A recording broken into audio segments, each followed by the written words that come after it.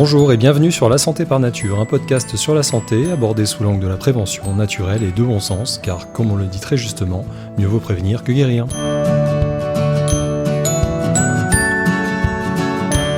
Je suis Anthony Viau, ex-pilote de ligne, aujourd'hui naturopathe à Paris et à Vannes en Bretagne, et c'est avec plaisir que je vous accompagne sur les chemins de la santé naturelle, grâce à ce podcast, mais également en consultation individuelle et à l'occasion d'ateliers et de conférences. Aujourd'hui, je vous parle de la thyroïde. La thyroïde est un organe petit par la taille, mais a l'importance énorme pour le bon fonctionnement de tout notre organisme. Il s'agit d'une glande endocrine en forme de papillon, située à la base de la partie antérieure du cou. Endocrine, ça veut dire qu'il produit des hormones qui seront libérées dans le sang à destination de cellules ou d'organes distants, pour leur passer un message. C'est un système de communication entre organes. La thyroïde est donc une glande endocrine qui va influer sur un grand nombre de fonctionnalités du quotidien et va notamment entrer en jeu pour nous permettre de nous adapter à notre environnement. Elle est active 24 heures sur 24 sans que nous nous en rendions compte, mais nous la négligeons souvent à cause de nos modes de vie modernes qui la fragilisent. Alors que, vous allez le voir, il suffit de quelques bonnes habitudes pour en prendre correctement soin. Ah oui, un dernier mot avant de vous laisser écouter l'épisode. Je l'ai enregistré pendant la canicule, donc vous entendrez sûrement le ventilateur de mon ordinateur en fond sonore. J'espère que ça ne vous gênera pas trop dans votre écoute.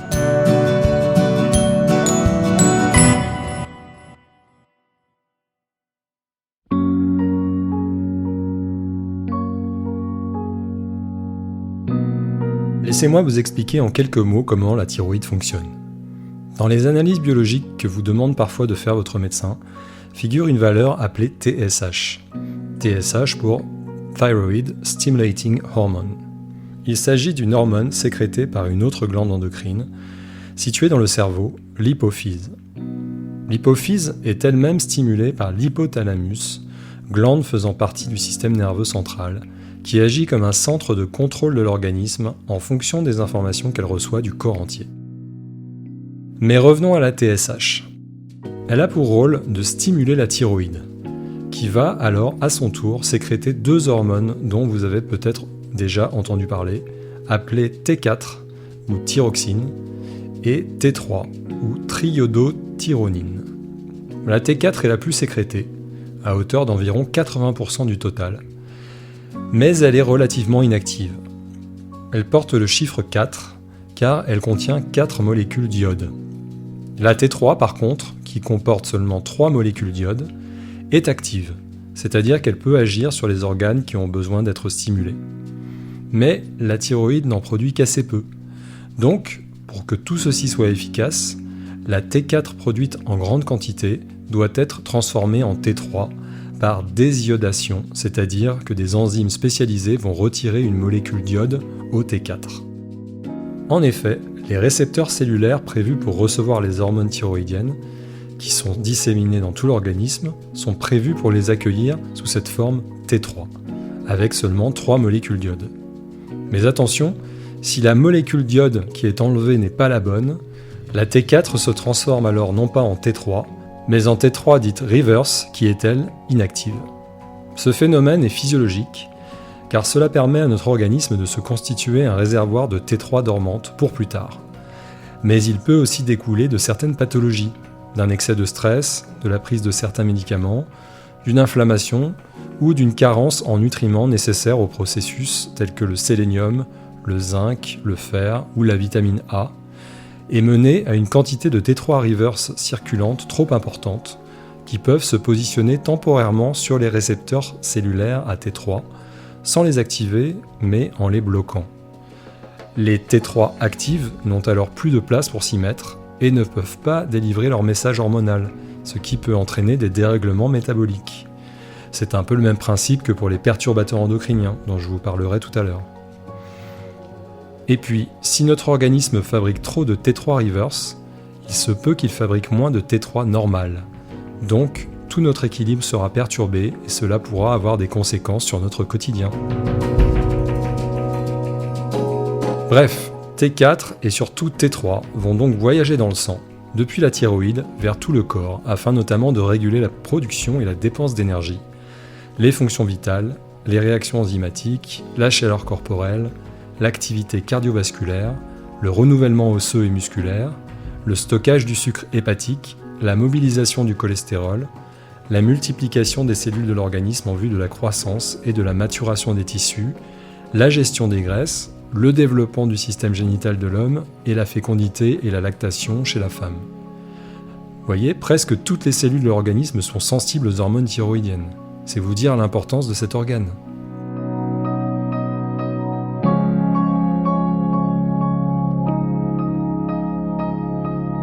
La thyroïde capte dans le sang ce dont elle a besoin pour fabriquer les hormones T4 et T3, de l'iode et un acide aminé, la tyrosine, qui vient des protéines que nous mangeons.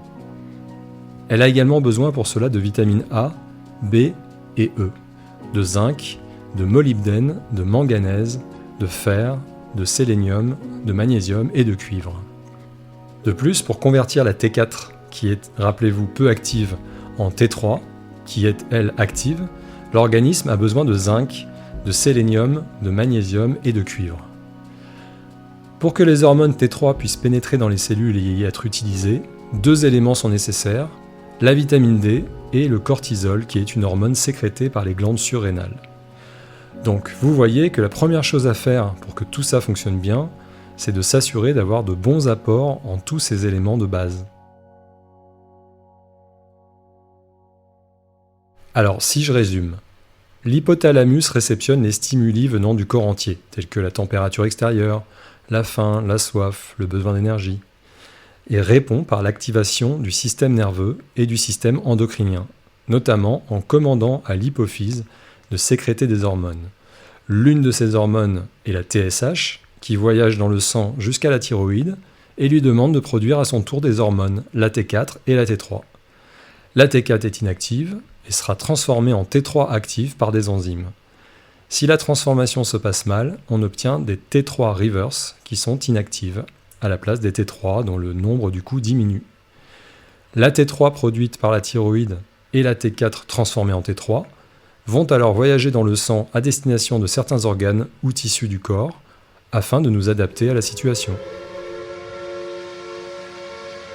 La thyroïde possède une autre fonction sur laquelle je n'insisterai pas aujourd'hui, la sécrétion d'une hormone appelée calcitonine, qui entre en jeu dans l'équilibre du calcium et des phosphates dans le sang.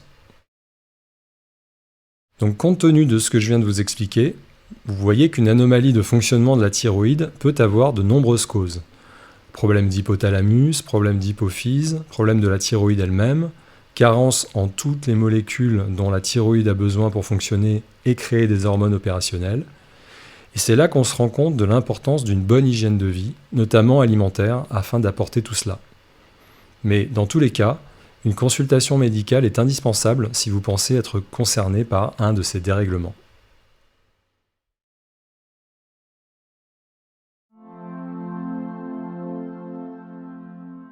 Les anomalies les plus couramment rencontrées sont l'hyperthyroïdie et l'hypothyroïdie. Dans le cas de l'hyperthyroïdie, on observe une augmentation anormale de la sécrétion d'hormones T4 et T3, ce qui entraîne un accroissement de l'activité métabolique de base de l'organisme, c'est-à-dire que votre organisme se met en quelque sorte en surchauffe. D'où des symptômes tels que perte de poids, car on brûle beaucoup de calories, nervosité, transpiration excessive, hypertension artérielle, irritabilité, agressivité, tachycardie ou bouffée de chaleur. Et dans l'hypothyroïdie, c'est l'inverse, c'est-à-dire que la production d'hormones T4 et T3 thyroïdiennes baisse anormalement, ou alors il y a trop de T3 reverse créés au détriment des T3 classiques. Or, les T3 reverse ne sont pas actives. Bref, tout ceci entraîne une diminution du métabolisme de base, c'est-à-dire que votre organisme fonctionne cette fois au ralenti. D'où des symptômes divers tels que prise de poids, ralentissement de la digestion, frilosité excessive, fatigue chronique, troubles de la concentration, tendance à broyer du noir, douleurs articulaires et musculaires inexpliquées, faiblesse musculaire, cycle féminin irrégulier ou production accrue de mucus au niveau des voies respiratoires. Bon, j'ai passé un peu de temps à vous expliquer comment la thyroïde fonctionne. D'abord parce que, comme d'habitude, je m'extasie toujours devant le fonctionnement du corps humain et le miracle que cela représente. D'ailleurs, sur ce sujet, n'hésitez pas à écouter l'épisode numéro 24 du podcast « Pourquoi vouloir être en bonne santé ?» Mais J'ai voulu passer un peu de temps aussi pour vous montrer qu'il s'agit d'une mécanique de précision qui nécessite d'être bien huilée et bien entretenue. S'assurer d'avoir une thyroïde fonctionnant correctement est primordial, car quand elle se dérègle, même malgré nous, c'est tout un équilibre qui se rompt. Voici donc 5 conseils pour en prendre soin, plus 1 en bonus. Attention, ces conseils sont valables hors pathologie particulière, puisqu'encore une fois, je vous recommande de consulter un médecin dès que vous sentez que quelque chose ne tourne plus rond. Je rappelle que la naturopathie n'est pas là pour traiter les maladies, mais pour prendre soin de votre santé sur le long terme, au quotidien, par un mode de vie adapté à votre terrain et le soutien d'une bonne vitalité, ce qui permet à votre organisme de bien s'auto-entretenir. Mais évidemment, on peut avoir un très bon mode de vie et quand même tomber malade à cause de notre hérédité, ou car nous ne pouvons pas tout contrôler dans notre environnement, ou même à cause de certains virus ou bactéries. C'est pour cela qu'un bilan médical doit être réalisé si vous vous sentez en permanence fatigué ou déprimé par exemple, car seul un ou une médecin pourra investiguer en profondeur pour comprendre d'où vient le problème. Et ce, même si vous avez une hygiène de vie parfaite et ou que vous consultez un ou une naturopathe par ailleurs.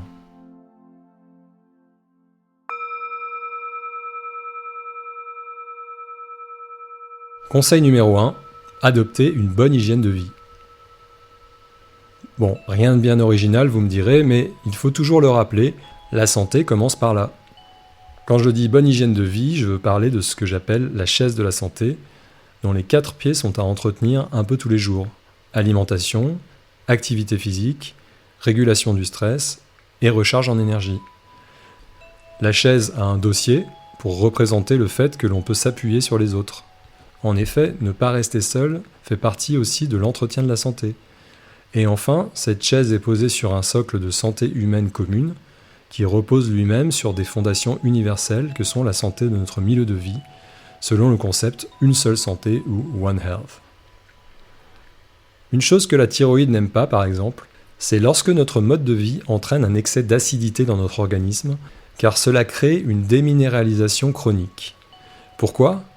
Eh bien, car pour équilibrer cette acidité, le corps va chercher dans notre alimentation et dans nos tissus, et notamment dans notre squelette, des minéraux alcalins, aussi appelés basiques, c'est-à-dire l'inverse d'acide. Du coup, ces minéraux utilisés pour compenser cette acidité font ensuite en partie défaut à la thyroïde pour bien fonctionner, et notamment pour transformer la T4 en T3 active. Cette transformation a également lieu dans le foie et les reins, et elle peut donc mal se faire si ces derniers sont surchargés ou en mauvais état.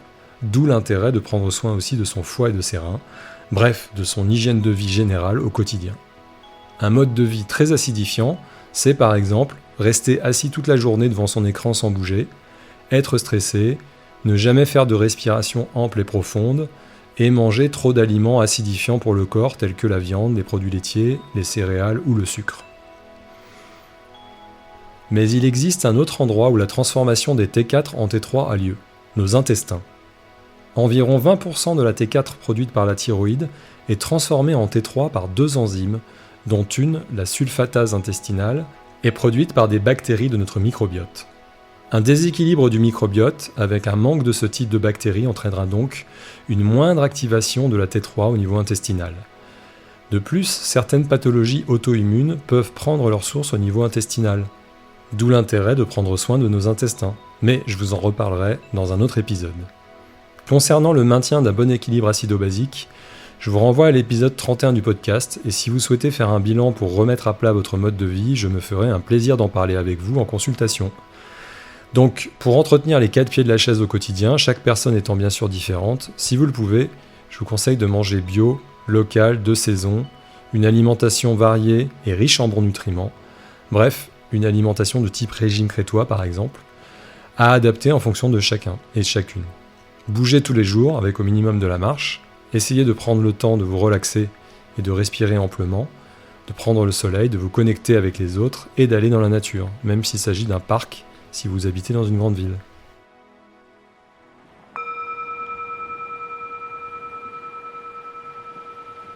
Conseil numéro 2, attention au stress.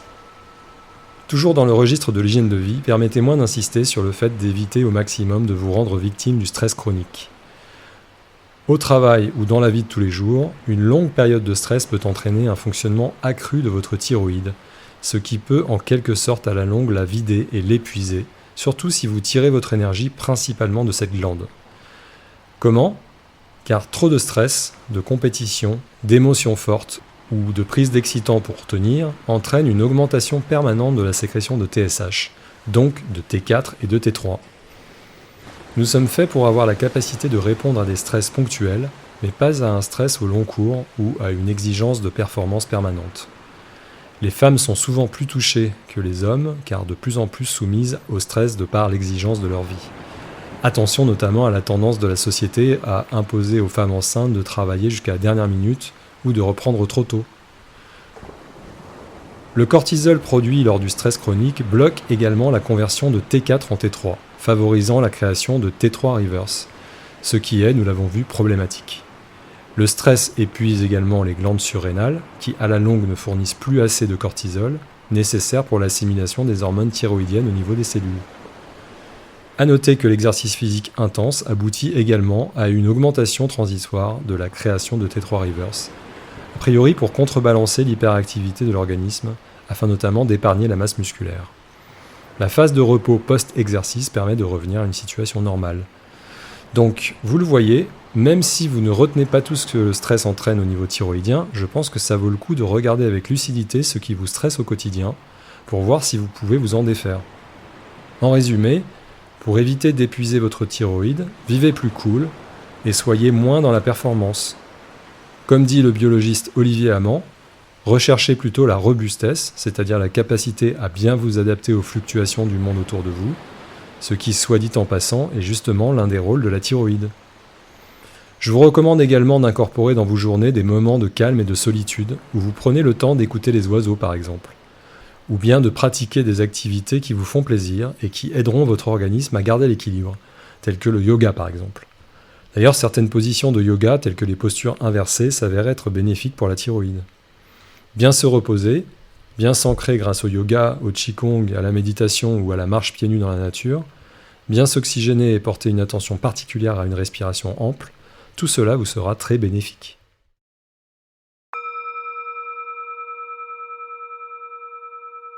Conseil numéro 3, évitez les perturbateurs endocriniens. Quel est le problème avec les perturbateurs endocriniens ? Eh bien, c'est qu'ils entrent en concurrence avec les hormones produites naturellement par votre corps. C'est-à-dire qu'ils se fixent à leur place sur les récepteurs hormonaux de vos différents organes, dont la thyroïde, ce qui perturbe leur fonctionnement. Cela peut mener par exemple à une diminution de la production de T4 et de T3, donc mener à l'hypothyroïdie ou perturber leur transport et leur élimination. De plus, sachez que les femmes enceintes et les nouveau-nés sont très sensibles aux effets des perturbateurs endocriniens sur la thyroïde. Alors, ils sont présents un peu partout dans notre environnement, et notamment dans les aliments industriels et transformés, les pilules contraceptives et certains médicaments, l'eau du robinet non filtrée, car on y trouve des résidus de médicaments et de pilules contraceptives, les ustensiles de cuisine. Vous vous souvenez du scandale récent des PFAS présents dans les revêtements anti-adhésifs de certaines poêles à frire, mais il y a aussi les spatules ou les couverts en plastique par exemple. Mieux vaut remplacer tout ça par du bois, du verre ou de l'inox.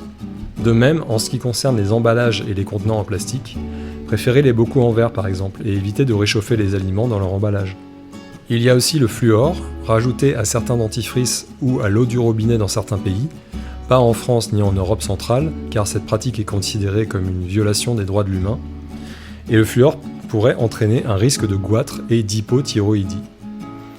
Également les fruits, légumes et céréales non bio, c'est-à-dire contenant des résidus de pesticides en tout genre, qui peuvent être des perturbateurs endocriniens, les gros poissons tels que le thon ou l'espadon, qui sont remplis de métaux lourds qui inhibent l'assimilation d'oligo-éléments tels que le sélénium, pourtant nécessaire au fonctionnement thyroïdien, certains produits d'hygiène de synthèse tels que le vernis à ongles, les déodorants ou les shampoings du commerce, les vêtements neufs, les intérieurs de voitures neuves ou les canapés neufs, à cause des produits tels que les retardateurs de flammes pulvérisés dessus, et les peintures ou les produits d'entretien de la maison par exemple.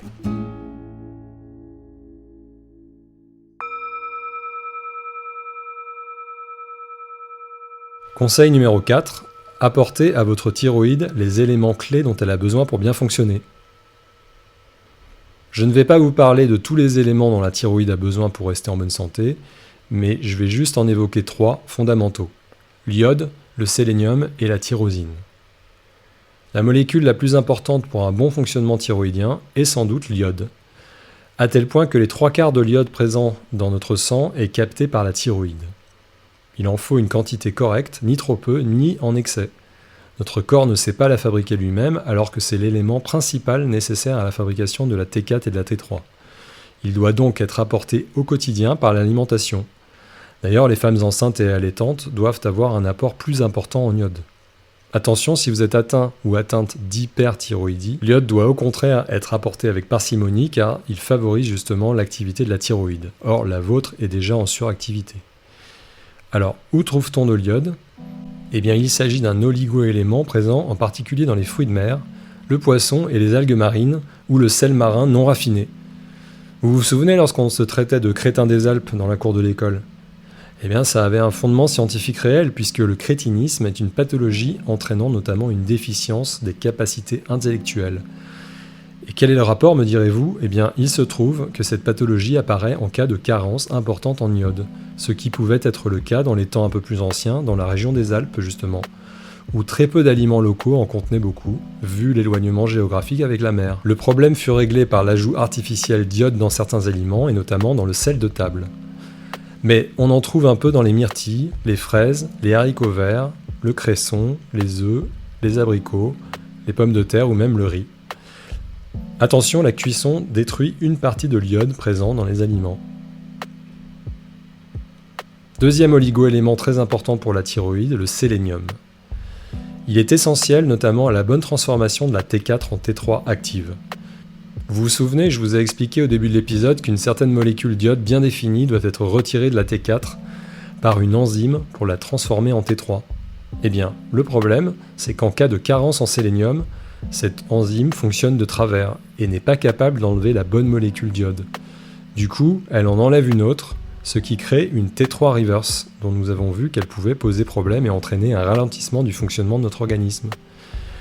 Donc pour faire le plein de sélénium, vous pouvez manger notamment des huîtres, des noix du Brésil, du poisson et les autres produits de la mer, ainsi que des œufs, des pois chiches ou des graines de tournesol.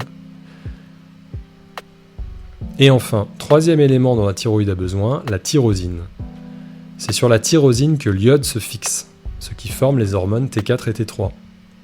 La tyrosine est un acide aminé, c'est-à-dire une des briques composant les protéines.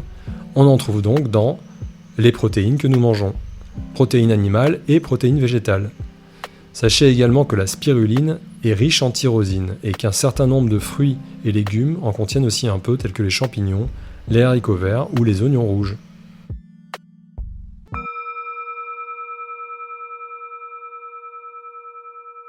Conseil numéro 5, évitez ce que la thyroïde n'aime pas. Vous le savez comme moi, le monde moderne et urbain dans lequel nous vivons représente une agression quasi permanente pour notre corps, et notre thyroïde n'y fait pas exception. Voici 3 choses qu'elle déteste par-dessus tout. Le tabac. Sachez que les anomalies thyroïdiennes touchent plus souvent les fumeurs, fumeuses, donc si vous fumez, faites-vous aider pour diminuer, voire arrêter. En effet, une substance présente dans les cigarettes, le thiocyanate, empêche la thyroïde de capter l'iode, donc la création de T4 et de T3. La thyroïde n'aime pas non plus la consommation excessive d'aliments dits goitrogènes, c'est-à-dire qui peuvent également rendre impossible la fixation d'iode par la thyroïde et entraîner la formation d'un goitre. Ces aliments sont tous ceux de la famille des choux, les brocolis, les navets, le soja, les arachides, les patates douces et les radis. Tout cela consommé en excès peut entraîner un déficit en T4 et T3, malgré le fait que l'hypophyse réagisse dans notre cerveau en augmentant sa production de TSH pour stimuler la thyroïde. Et puis la thyroïde déteste les excès d'œstrogènes et les déficits de progestérone, qui réduisent la conversion de T4 en T3 active, conduisant à une conversion préférentielle en T3 reverse. De plus, cela empêche la T3 de se libérer de sa protéine de transport pour aller donner son message aux organes cibles. Enfin, laissez-moi vous offrir un dernier conseil en bonus. Ne négligez pas les émotions dans la santé de votre thyroïde. La glande thyroïde est liée à la parole, à l'expression de soi, à la communication, à la créativité, au fait de prendre soin des autres. Elle aime ce qui est beau et harmonieux et se nourrit d'activités artistiques et d'émotions, grâce par exemple à la musique, au chant, au dessin, au théâtre ou à la danse. D'ailleurs, lorsqu'on chante ou lorsque l'on récite un texte en portant la voix, les vibrations massent la thyroïde. Donc, mon conseil, si vous avez une fibre artistique, n'hésitez pas à l'entretenir.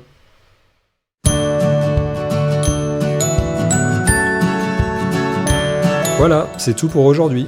Merci beaucoup d'avoir pris le temps d'écouter cet épisode. Je réalise ce podcast sans utiliser d'intelligence artificielle générative.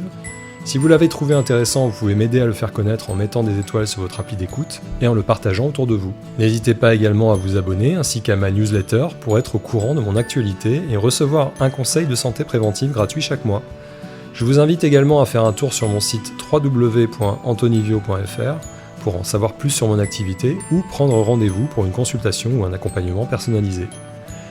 Comme je ne suis pas médecin, ce podcast n'a aucune visée médicale, diagnostique ou thérapeutique, mais uniquement informationnelle.